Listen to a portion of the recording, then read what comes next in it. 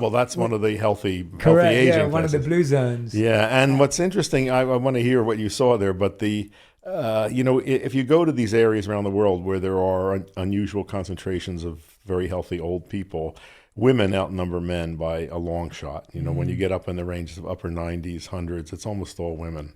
mm, Sardinia is the one exception, yeah. that their men and women are equally in those ranks of the oldest old, and we don't know why.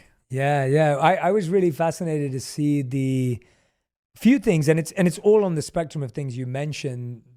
But what was really interesting is that their workouts were natural. Of They were course, right. farming, they were Yeah. walking, they were taking care of the land. Same in Okinawa. They were Yeah. hauling fishing nets and gardening. I saw I think, 102-year-old woman who was hoeing the garden in front of her house. So they're not going to gyms. They're not working with trainers. Yes. It's just daily activity. Yeah, and then the other thing was that they were eating foods only in season.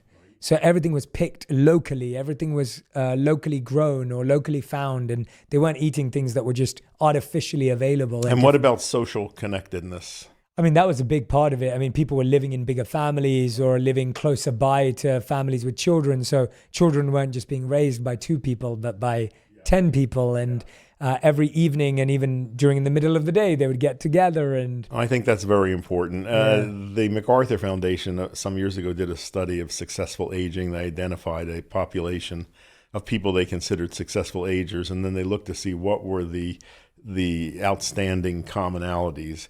And the two that stood out, and this dwarfed everything else, whether they took supplements, whether dietary patterns, the two were maintenance of physical activity throughout life and maintenance of social and intellectual connectedness. Mm.